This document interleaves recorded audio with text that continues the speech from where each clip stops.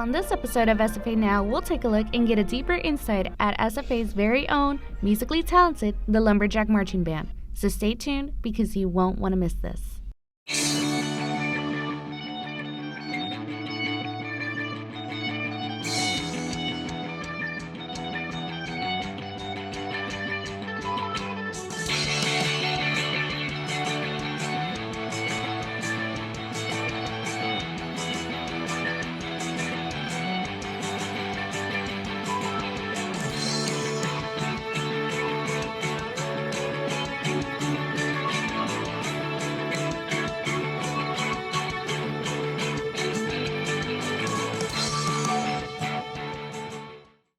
Another episode of SFA Now. I'm your host, Gracie Casinajad, and in today's show, we'll be talking about SFA's very own Lumberjack Marching Band.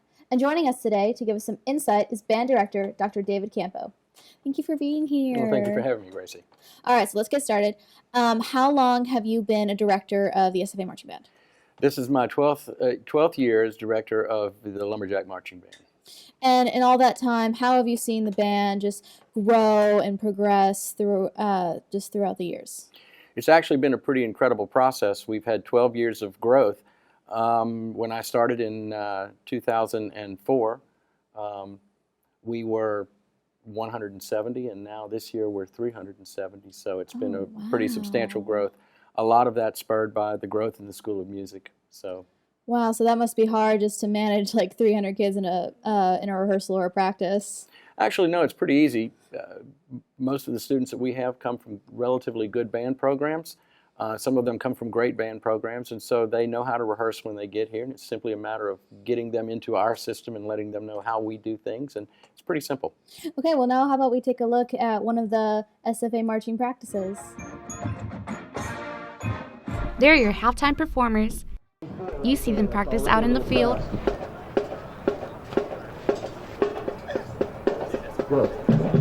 You see them every day all around.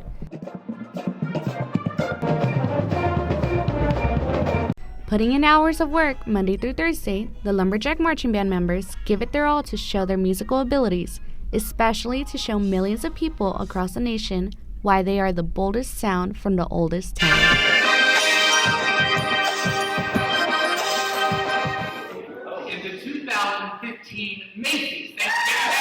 Upon the news, it was only a matter of time before the marching band made their way to the Big Apple. And leading up to that November day, they sure knew how to put in the effort, because when they weren't outside rehearsing in the commuter lot, they could be found indoors in the band hall rehearsing for just as long as they would if they were outdoors. And so, how did some band members feel upon hearing about the Macy's performance?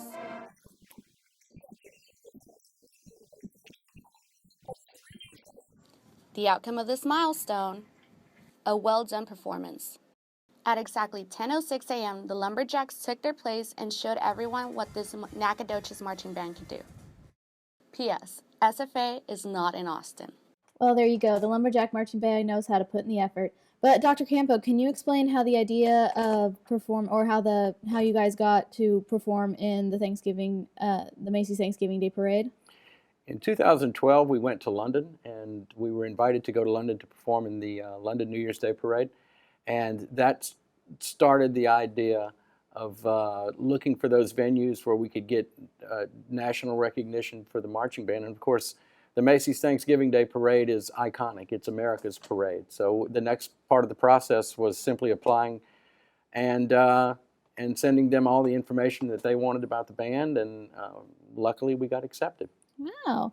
But so did you have to do anything different in preparation for the parade? Just like practices or rehearsals or? Well, Macy's is a unique situation in that you have 1 minute and 15 seconds of television time in Herald Square, and they expect you to do a performance and not just a standstill performance. So writing maneuvers for the band in a very enclosed space like that in such a limited time frame was a bit of a challenge, especially since the band is so large. And then millions of people were watching this. So was there so there's a little bit of pressure. What was going through your mind as they were performing? Not a little bit of pressure, a lot of pressure. We took this very seriously. We represent not only our university, but Nacogdoches and the state of Texas. we trusted in the process and we trusted in the band. We have a saying in Lumberjack Marching Band: know your job, do your job. And so it's simply a matter of making sure that they knew what was expected of them and what we wanted them to do when it was go time, and they did exactly that. So yeah, it was nerve-wracking, but it was less. The least of my worries was how the band would perform, because I knew that they would rise to the occasion. So do you think previous performances, including the New Year's London Parade, did you think that helped them with the performance they did now, or do you think previous performances have just helped them practice and just get the right mindset for this? Yeah, absolutely. I mean, the visibility that the band gets is pretty significant. The London New Year's Day Parade, and we have done exhibition performances at the Texas State Marching Contest, and of course now the Macy's Parade. You know, the more the band is seen, the more comfortable they get in those large venues. And you know, we're looking to the future as well. This was not the final thing. This is just one stop along the road. So what do you think, or at least hope, that the viewers or followers that were watching this performance, what do you think they thought when they saw just this small little Texas band from the oldest town in Texas perform on on national television? Well, small? No, we're not small. The band has, I think, achieved a national and international reputation now. What we're hoping was that the thousands of prospective students that might be out there who would see the SFA logo and see the band would immediately go onto the website and find out a little bit more about our university. Okay, and then here's a little bit of a question towards you. What kind of process goes through when you select the music for the performances? We spent a lot of time talking about what we were going to do. We wanted something that was going to represent the university and represent the state of Texas. And of course, we have a piece of music that we use at the beginning of our pregame show that does that, and add to that some songs that are, you know, national traditional songs like Star Spangled Banner, things like that. And if you listen to that piece of music, it contains all of those elements. And so it was sort of an opportunity for us to showcase ourselves on the local, national, and international level. And then, have you ever written any music for the band? Oh yeah, I do all of the arrangements for the band. What kind of inspiration do you get to when you're writing your music? We start planning for marching band usually in February or March, and we sit down and basically just brainstorm about the kinds of music we would like to hear, and what we think the band would like to play, and what we think the audience would like to listen to, because our demographic is so wide. Students, alumni, administration, our demographic essentially goes from 18 to 80, and so we want to make sure that whatever we perform at any given halftime show reaches at least everybody in the audience on some level. So it's casting a pretty wide net musically. Okay, and then, so you said that you've got over 300 people in the band now. What do you think brings just the incoming freshmen, what do you think makes them want to join the band? Well, you know, I think it's a combination of things. I think it's the reputation of the band has begun to attract students. I think that it's the quality of what we do. A lot of the band directors in the Dallas and Houston area, as well as in East Texas, are SFA alums, and so they're aware of our program and how we go about doing what we do. And I think we offer a quality product, and I think it's a lot of fun for the students to do. So, what do you do to recruit or reach out to new members? We spend a lot of time in high schools. We spend a lot of time doing Region Honor Band clinics and things like that, and just generally promoting the university. But then as we go through that process, targeting specific students that we know would be the kind of students that we would want here at SFA in the School of Music and in the Lumberjack Marching Band. Is there any kind of special audition process that the students have to go through? There is an audition process. Everybody who is part of the LMB has to go through the audition process, and all of that information is on our website at lumberjackband.sfasu.edu. Do members ever have to re-audition? No. Once you're in the band, once you've gone through the process, you're good to go. So yeah, once you're in, you're in. And then you also work with the Lady Jacks and the flag twirlers and everything. So how does that go, or do you know? The Lady Jacks?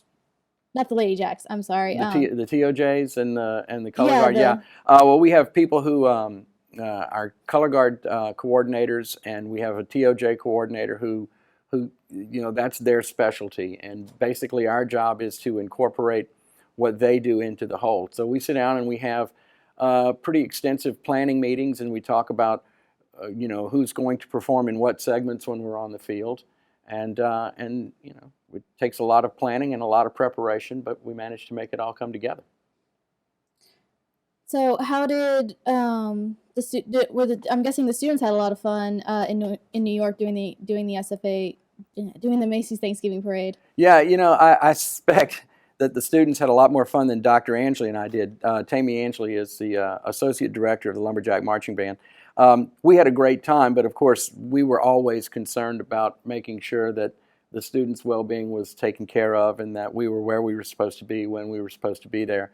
But marching the parade itself was such an amazing experience to just see that many people, 3 million people on the streets and in the buildings around us. It was an amazing experience. And of course the balloons and everything that you see on television that makes the Macy's Thanksgiving Day Parade special, to see it live was truly a breathtaking experience. Did you guys do any sightseeing, or did the students get to have any fun? Oh yeah, lots. We were never worried about the students having fun. Our final day in New York City, Friday, was a free day for the students. So we got to the city early, and they got to spend all day sort of doing all the things that they wanted to do and seeing all the sights that they wanted to see. On Black Friday, the most crowded day in Manhattan that you could get. Okay, so are there any future performances coming up for the band? Anything big happening? Always. Always? Always. When the Macy's Parade, when we got the invitation to the Macy's Parade and when that was announced nationally, the next day we received an invitation to the 2018 St. Patrick's Day Parade in Dublin, Ireland, the 2020 New Year's Day Parade in Paris, France. And so we're seriously looking at those things, particularly right now, the St. Patrick's Day Parade in Dublin. Wow, so you guys are just going all over the world. Yeah, and we, of course, in 2023, that's the 100-year anniversary of the university, and we would like to make a repeat appearance at Macy's for that 100th year anniversary. We think that would kind of bookend everything very nicely. We haven't planned beyond 2023, though. Well, then best of luck to the future. And there you have it. Well, thank you so much for joining us today on SFA Now. If you want more information on the band, you can, what's that website again? lumberjackband.sfasu.edu. All right. And so if anyone wants to know more about the band program, make sure to check out that page. So till next time, I'm Gracie Castanejad, and thanks for watching SFA Now.